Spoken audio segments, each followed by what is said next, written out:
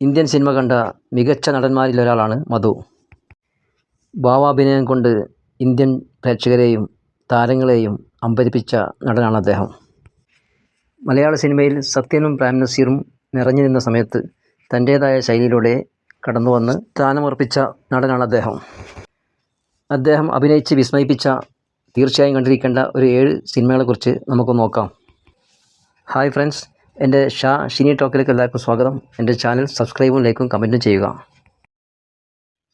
തോപ്പിൽ ബാസി കഥ, തിരക്കഥ, സംഭാഷണം എല്ലാം നിർവഹിച്ച് നടൻ മധു തന്നെ സംവിധാനം ചെയ്ത ഒരു സൂപ്പർ ചിത്രമാണ് തീക്കനൽ. 1976 ചിത്രം റിലീസായത്. മദ്യവും മദിരാശിയും ഒക്കെയായി നടക്കുന്ന കോടീശ്വരനായ നല്ല മനസ്സുള്ള ഒരു ബിസിനസ്മാൻ്റെ വേഷത്തിലാണ് മധു ചിത്രത്തിൽ അഭിനയിച്ചിട്ടുള്ളത്. ഈ ചിത്രത്തിൻ്റെ തമിഴ് റീമേക്കും ഹിന്ദി റീമേക്കും ശിവാജി ഗണേശനും രാജേഷ് ഖന്നയും എല്ലാം അഭിനയിച്ചിട്ടുണ്ടെങ്കിലും മധുവിൻ്റെ തീക്കനൽ പോലെ ആ പടമൊന്നും അത്ര നന്നായിട്ടില്ല. മധു, ശ്രീവിദ്യ, വിധുബാല, മോഹൻ, പട്ടസദൻ, ബഹദൂർ തുടങ്ങിയവരാണ് പ്രധാന അഭിനേതാക്കൾ. മധുവിൻ്റെ സഹോദരിയായിട്ടാണ് വിധുബാല അഭിനയിച്ചിട്ടുള്ളത്. വിധുബാലയുടെ കൂട്ടുകാരിയും മധുവിൻ്റെ ഓഫീസിലെ ജീവനക്കാരനുമായ ഒരാളുടെ മകളുമായ ശ്രീവിദ്യയെ മധു കാണുകയും അവളെ വിവാഹം കഴിക്കാൻ ഇഷ്ടപ്പെടുകയും ചെയ്യുന്നു. പക്ഷേ ശ്രീവിദ്യക്ക് മധുവിനെ വിവാഹം കഴിക്കാൻ താല്പര്യമില്ല. കാരണം അയാളുടെ കുത്തഴിഞ്ഞ ജീവിതമായിരുന്നു. പിന്നീട് ശ്രീവിദ്യ മധുവിൻ്റെ ഓഫീസിലെ മറ്റൊരു ജീവനക്കാരനായ മോഹനുമായി ഇഷ്ടത്തിലാവുന്നു. അവർ വിവാഹം കഴിക്കുകയും ചെയ്യുന്നു. വളരെ രസകരമായ ഒരുപാട് അഭിനയ മുഹൂർത്തങ്ങളുള്ള ചിത്രമാണ് തീക്കനൽ. ചിത്രത്തിൽ യേശുദാസിൻ്റെ മികച്ച ഗാനങ്ങളുമുണ്ട്. ആശ്ചര്യ ചൂടാമണി, അനുരാഗ പാൽക്കടൽ കടഞ്ഞു കെട്ടിയ ഒരു ആശ്ചര്യ ചൂടാമണി എന്ന മനോഹരമായൊരു ഗാനമാണ് ചിത്രത്തിലുള്ളത്. ഈ ചിത്രത്തിൻ്റെ ഹിന്ദി റീമേക്കായ അമർദീപ് എന്ന ചിത്രത്തിൽ രാജേഷ് ഖന്നയാണ് നായകൻ. ചിത്രത്തിൽ ശബാന ആസ്മി, വിനോദ് മെഹ്റ തുടങ്ങിയവരാണ് മറ്റ് അഭിനേതാക്കൾ. ഹിന്ദിയിൽ രാജേഷ് ഖന്നയുടെ സഹോദരിയായി അഭിനയിച്ചിട്ടുള്ളത് മലയാള നടി ഉണ്ണിമേരിയാണ്. ചിത്രത്തിൻ്റെ തമിഴ് പതിപ്പായ ദീപം എന്ന ചിത്രം ശിവാജി ഗണേശനാണ് നായകനായി അഭിനയിച്ചിട്ടുള്ളത്. ചിത്രം സംവിധാനം ചെയ്തിട്ടുള്ളത് കെ വിജയനാണ്.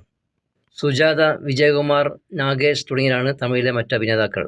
എന്തായാലും മധുവിൻ്റെ ഈ ചിത്രം ഏറ്റവും മികച്ച ചിത്രമായിരുന്നു. പക്ഷേ യൂട്യൂബിൽ ചിത്രം കാണാൻ കിട്ടുകയില്ല. ഇതിൻ്റെ തമിഴ് റീമേക്കോ ഹിന്ദി റീമേക്കോ കാണാവുന്നതാണ്. 1978 MT വാസുദേവൻ നായർ രചന നിർവഹിച്ച് ഹരിഹരൻ സംവിധാനം ചെയ്ത ഒരു ചിത്രമാണ് ഇടവഴിയിലെ പൂച്ച മിണ്ടാപ്പൂച്ച. എപ്പോഴും ബിസിനസ് യാത്രകളും മീറ്റിങ്ങും ജോലിയും എല്ലാമായി നടക്കുന്ന ഒരു ഭർത്താവുള്ള ഭാര്യയുടെ ഏകാന്തതയും ഒറ്റപ്പെടലും ഒക്കെയാണ് ചിത്രത്തിൻ്റെ കഥ. അങ്ങനെയിരിക്കെ ഭർത്താവിൻ്റെ കൂടെ ഒരു ദിവസം വീട്ടിൽ വന്ന സുഹൃത്തുമായി പരിചയപ്പെടുകയും അയാളുടെ സാമീപ്യം അവൾക്ക് സന്തോഷവും സമാധാനവും നൽകുകയും ചെയ്യുന്നു. അങ്ങനെ ആ ബന്ധം വേറൊരു ലെവലിലേക്ക് പോകുന്നു. ഭാര്യാഭർത്താക്കന്മാരായി മധുവും ശ്രീവിദ്യയുമാണ് അഭിനയിച്ചിട്ടുള്ളത്. ഭർത്താവിൻ്റെ സുഹൃത്തായി സോമനും അഭിനയിച്ചിട്ടുണ്ട്. അംബിക, ശങ്കരാടി തുടങ്ങിയവരാണ് മറ്റ് അഭിനേതാക്കൾ. മികച്ച ഗാനങ്ങളാണ് ചിത്രത്തിലുള്ളത്. യശാനിക്ക് ആലപിച്ച വിവാഹ നാളിൽ പൂവണിപ്പന്തൽ എന്ന ഗാനവും ജയചന്ദ്രൻ ആലപിച്ച കല്യാണി അമൃത സരസിനി എന്ന ഗാനവും ചിത്രത്തിലുണ്ട്. തീർച്ചയായും കണ്ടിരിക്കേണ്ട MT ഹരിഹരൻ ടീമിൻ്റെ മികച്ച ഒരു ചിത്രം തന്നെയാണ് ഇടവഴിയിലെ പൂച്ച മിണ്ടാപ്പൂച്ച.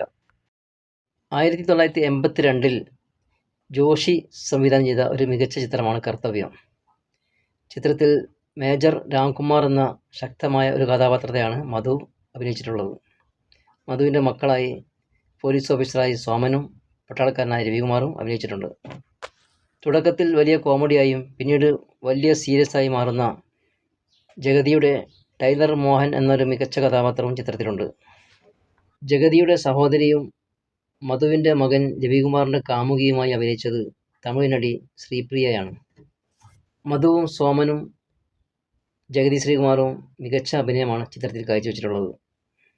സൗന്ദർരാജനും മുത്തുരാമനും അഭിനയിച്ച തമിഴിലെ സൂപ്പർ ഹിറ്റായ മേജർ ചന്ദ്രകാന്ത് എന്ന ചിത്രത്തിൻ്റെ റീമേക്കാണ് ഈ ചിത്രം. യേശുദാസ്, വാണിജ്യറാം കൂട്ടുകെട്ടിലെ മികച്ച ഗാനങ്ങളും ചിത്രത്തിലുണ്ട്. തീർച്ചയായും കണ്ടിരിക്കേണ്ട മധുവിൻ്റെ ഒരു മികച്ച ചിത്രം തന്നെയാണ് കർത്തവ്യം. 1978 IV ശശി സംവിധാനം ചെയ്ത ഒരു ചിത്രമാണ് ഇതാ ഒരു മനുഷ്യൻ. ചെയ്യാത്ത കുറ്റത്തിന് ജയിൽ ശിക്ഷ അനുഭവിച്ച് കാമുകിയും സ്വത്തും കുടുംബമെല്ലാം നഷ്ടപ്പെട്ടു പോകുന്ന മധു എന്ന ചെറുപ്പക്കാരൻ്റെ കഥയാണ് ഇതാ ഒരു മനുഷ്യൻ. മധു, ഷീല, ജയഭാരതി, ജയൻ, KP ഉമ്മർ, അടൂർവാസി, ബഹദൂർ, ശങ്കരാടി തുടങ്ങിയവരാണ് പ്രധാന അഭിനേതാക്കൾ. നിരപരാധിയായ മധു ജയിൽ ശിക്ഷ അനുഭവിച്ച് പുറത്തിറങ്ങി മദ്യപാനിയും ചട്ടമ്പിയുമായി മാറുന്നു.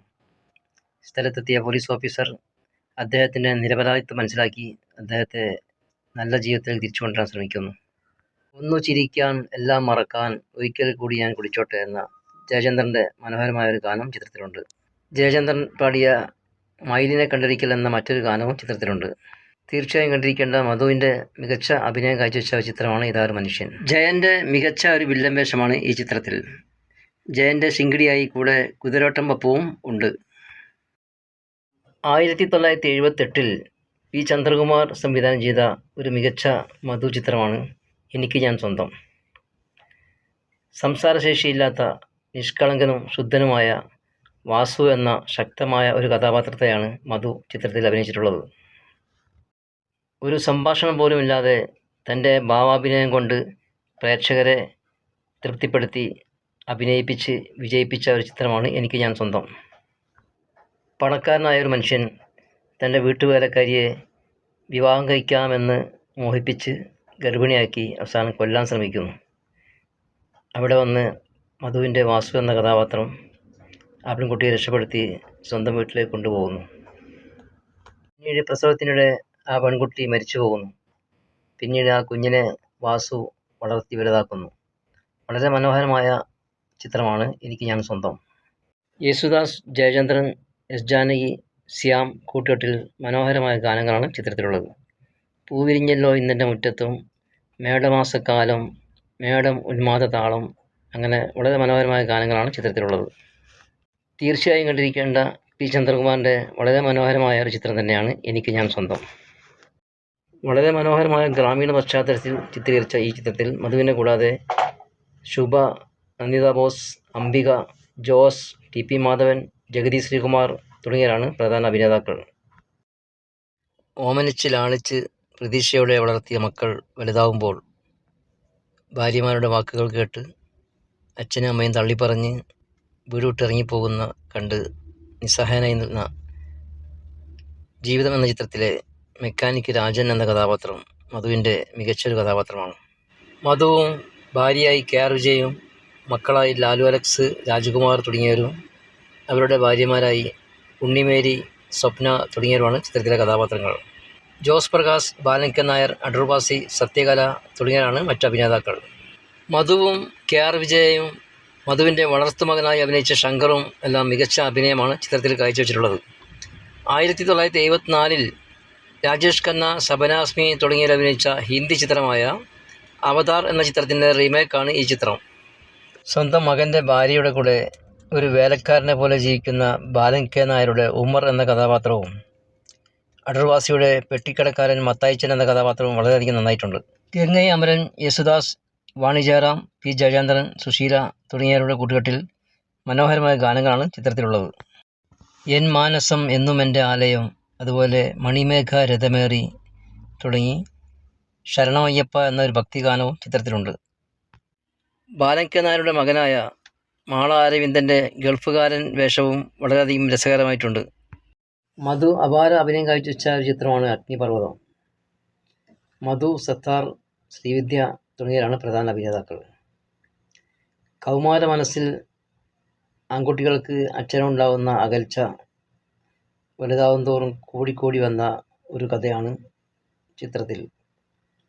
സത്താറും മധുവാണ് അച്ഛനും മകനായിട്ട് അഭിനയിച്ചിട്ടുള്ളത്. മകന് തന്നോടുള്ള അകൽച്ച മൂത്ത് വൈരാഗ്യം കൂടി വലിയ വലിയ കുറ്റകൃത്യങ്ങളിൽ ഏർപ്പെട്ടു പോകുന്നത് കണ്ട് വളരെയധികം അസ്വസ്ഥനാകുന്ന ഒരു പോലീസ് ഓഫീസറുടെ വേഷം മധു വളരെയധികം മികവുറ്റതാക്കിയിട്ടുണ്ട്. 1974 ശിവാജി ഗണേശനും ശ്രീകാന്തും അഭിനയിച്ച തങ്കപ്പതക്കം എന്ന തമിഴ് ചിത്രത്തിൻ്റെ റീമേക്കാണ് ഈ ചിത്രം. പിന്നീട് 1982 ഈ ചിത്രത്തിൻ്റെ ഹിന്ദി റീമേക്കും ഇറങ്ങിയിട്ടുണ്ട്. അതിൽ ദിലീപ് കുമാറും അമിതാഭ് ബച്ചനാണ് അഭിനയിച്ചിട്ടുള്ളത്. പി ചന്ദ്രകുമാർ സംവിധാനം ചെയ്ത ഈ ചിത്രത്തിൽ ടി പി മാധവൻ, അംബിക, മാള അരവിന്ദൻ, ജോസ് പ്രകാശ് തുടങ്ങിയവരാണ് മറ്റ് അഭിനേതാക്കൾ. ഓക്കെ ഫ്രണ്ട്സ്, നമുക്ക് അടുത്ത വീഡിയോയിൽ കാണാം. എൻ്റെ വീഡിയോ കണ്ട എല്ലാവർക്കും നന്ദി. ചാനൽ സബ്സ്ക്രൈബും ലൈക്കും കമൻറ്റും ചെയ്യാൻ മറക്കല്ലേ.